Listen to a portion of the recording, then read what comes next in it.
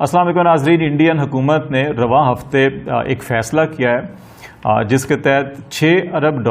کی لاگت سے انڈیا کے اندر 6 سب میرینز کی تیاری کی جائے گی، اور اس سب میرین کے لیے 2 مقامی کمپنیوں کا انتخاب کیا گیا، ان کو شارٹ لسٹ کیا گیا ہے، اور اگلے 2 مہینوں کے اندر اس کے باقاعدہ ٹینڈر جو ہیں وہ ایشو کر دیے جائیں گے، اور اس سلسلے میں 5 بین الاقوامی کمپنیاں جو ہیں ان کو بھی شارٹ لسٹ کیا گیا ہے، جن کا تعلق جرمنی، فرانس، اسپین، روس اور جنوبی کوریا سے ہے۔ اور یہ فیصلہ اس تناظر میں کیا گیا ہے کہ انڈیا اس خطے میں اپنی نیوی کو مزید مضبوط کرنا چاہتا ہے، اور 6 سب میرین جو ہیں مقامی سطح پہ جو ہے کہ وہ ایک جوائنٹ وینچر کہہ لیں یا ایک اسٹریٹجک پارٹنرشپ ماڈل کہہ لیں، اس کے تحت بنائی جائیں گی۔ اور اس سلسلے میں توقع یہ کی جا رہی ہے انڈین حکومت کی طرف سے، جو وزارت دفاع ہے ان کے حکام کا یہ کہنا ہے کہ یہ معاہدہ جو ہے یہ تقریباً 2 سال کے اندر اندر اس کو حتمی شکل دے دی جائے گی، اور پھر اس کے بعد ان 6 سب میرینز کی تیاری کا کام شروع کیا جائے گا، اور یہ 2030 تک جو ہے کہ اگلے 10 سال بعد جو ہے یہ کوئی ایک سب میرین جو ہے وہ باقاعدہ انڈین نیوی کے پاس آ جائے گی۔ اب اس پروگرام میں ہم اس چیز کا جائزہ لیں گے کہ اس خطے میں پاکستان کی نیوی کی کیا اسٹرینتھ ہے اور انڈین نیوی کی کیا اسٹرینتھ ہے، اور انڈیا اس کے باوجود جو پاکستان نیوی سے 2-3 گنا بڑی انڈین نیوی ہے، اس کا فلیٹ ہے، تو وہ پھر یہ کس قسم کی تیاری کر رہی ہے۔ اور دوسری طرف چائنا کو اگر دیکھا جائے تو ہم چائنا کا بھی ایک مختصر سا جائزہ لیں گے کہ ان کی نیوی کی اسٹرینتھ کیا ہے، اور انڈین جو عزائم ہے خطے کے اندر اس سے اندازہ ہوگا کہ وہ کیا کرنا چاہتا ہے۔ اگر ہم اسی پروجیکٹ کو دیکھیں جو انڈیا کا ہے، تو یہ انڈیا میں پہلا ایسا منصوبہ ہوگا جس میں انڈین مقامی سطح کے اوپر جو ہے سب میرین تیار کی جائیں گی۔ اس سے پہلے انڈین ہمیشہ انٹرنیشنل ممالک سے جو ہے کہ سب میرینز خریدی تھیں، تاہم پاکستان نیوی کے اندر اس سے پہلے بھی ہم چائنا کے اور ترکی کے تعاون سے فریگیٹ، کورٹ اور سب میرینز جو ہے وہ تیار کر رہے ہیں، اور ہماری آپریشنلز بھی ہیں ایسی سب میرین اور فریگیٹ اور کورٹ جو ہم نے چین سے یا ترکی کے اشتراک سے تیار کی ہیں۔ تو پاکستان کی نیوی بھی اور پاکستان کی ایئر فورس بھی دنیا کی واحد ایسی ایئر فورس ہے جو خود جنگی طیارے بناتی ہے۔ کامرا میں JF-17 تھنڈر جو ہے یہ اس کی سب سے بڑی ایگزامپل ہے جو ہم نے چین کے اشتراک سے بنایا تھا۔ اب یہ انڈین جو فورسز ہیں وہ بھی اس قسم کے تجربات کر رہی ہیں، اور انڈین نیوی نے سب سے پہلے ان کی وزارت دفاع نے اس پروجیکٹ کی منظوری دی ہے۔ اس پہ کچھ $6 ارب اور $14 کروڑ اس منصوبے میں لاگت آئے گی، اور اس میں جو 3 آپشنز دیے جا رہے ہیں انٹرنیشنل کمپنیز کو کہ وہ کوئی رائلٹی ارینجمنٹ بھی کر سکتے ہیں، جوائنٹ وینچر بھی کر سکتے ہیں، اور ایکوٹی انویسٹمنٹ کے حوالے سے بھی وہ اس میں اپنا کام کر سکتے ہیں۔ تو ابھی دیکھنا ہوگا کہ کون سے ممالک کے ساتھ یہ کمپنیاں اپنے پروجیکٹ کو یا ایگریمنٹس کو فائنل کرتی ہیں، اور پھر کب یہ پروگرام شروع ہوتا ہے۔ ابھی تو اس پروجیکٹ کی منظوری ہے، لیکن پاکستان نیوی اور پاکستان ایئر فورس جو ہے اس سلسلے میں پہلے ہی چین اور ترکی کے اشتراک سے جنگی طیارے بھی اور فریگیٹ بھی اور کورٹ اور سب میرین بھی بنا رہے ہیں۔ اب ہم یہ دیکھتے ہیں کہ پاکستان کی، انڈیا کی، اور ساتھ ساتھ ہم چائنا کا بھی دیکھ لیتے ہیں کہ جو فلیٹ اسٹرینتھ ہے نیوی کی وہ کیا ہے۔ اگر پاکستان کو دیکھا جائے تو کوئی 80 سے 90 جو ہیں ہمارے پاس مختلف نوعیت کی فریگیٹ، سب میرین اور ڈسٹرائر، اور جو نیوی کے پاس بوٹس ہوتی ہیں وہ سب اگر ملائیں تو کوئی 80 سے 90 پاکستان کی فلیٹ اسٹرینتھ ہے۔ انڈیا کی پاکستان کے مقابلے میں 3 گنا بڑی اسٹرینتھ ہے، اور اس کی 280 سے 290 ان کے پاس ڈسٹرائر، ایئر کرافٹ، سب میرین، فریگیٹ، کورٹ اور مختلف جو بوٹس ہوتی ہیں نیوی کے پاس، جنگی بوٹس، وہ ان کے پاس ہیں۔ ان میں جو سب سے اہم چیز ہوتی ہے وہ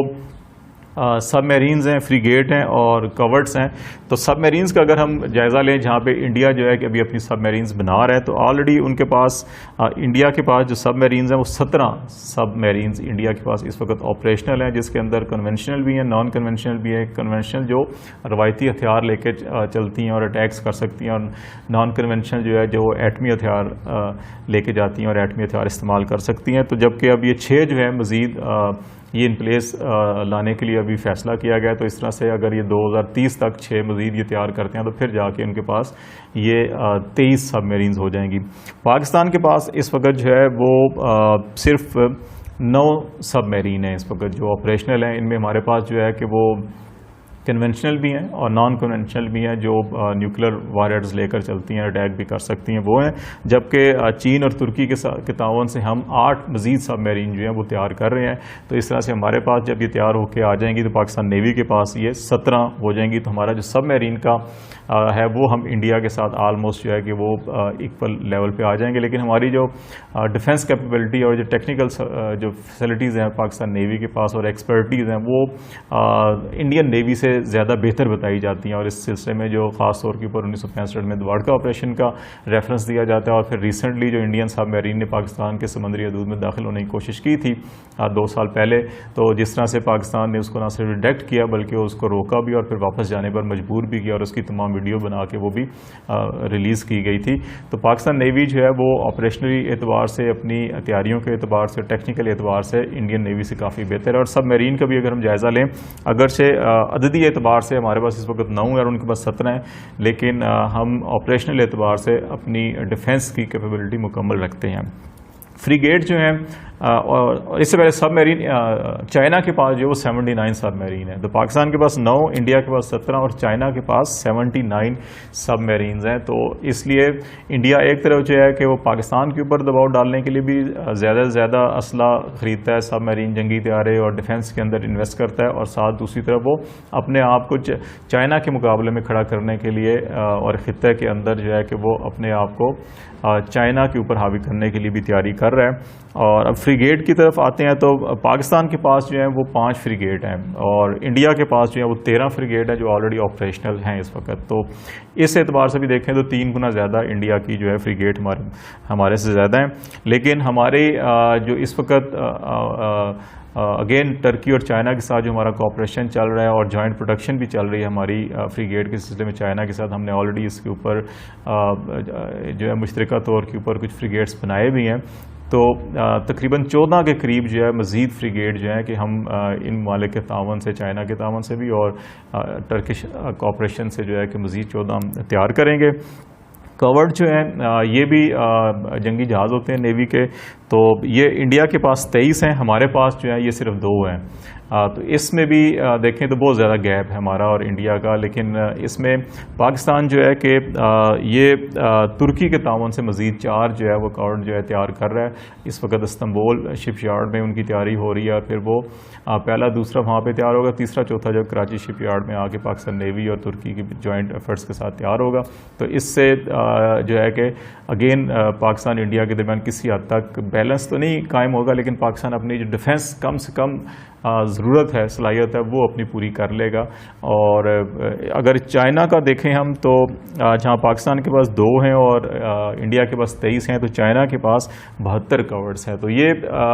چائنا جو ہے وہ یقیناً انڈیا سے بڑا ملک ہے اور آبادی کے اعتبار سے بھی انڈیا سے بڑا ہے، اکانومی بھی اس سے بڑا ہے. تو اس کے پاس اور انڈیا کے اگر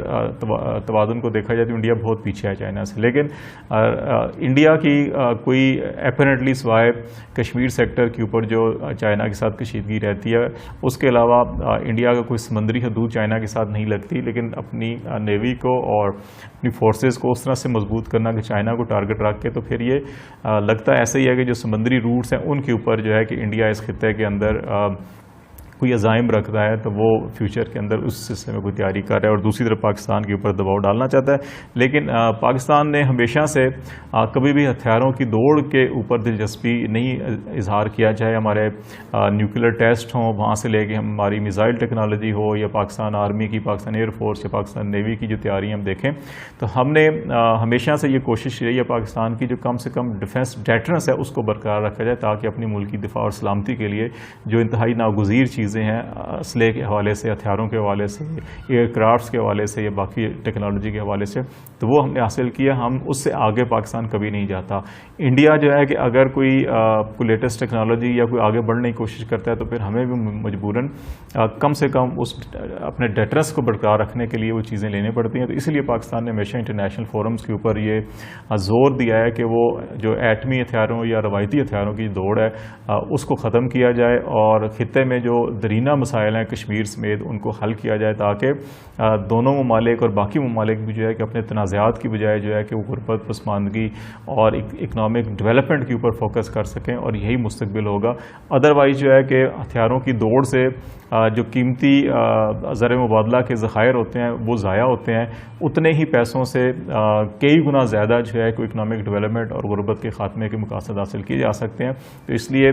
پاکستان اپنا کردار ادا کرتا ہے انٹرنیشنل فورمز کے اوپر. اب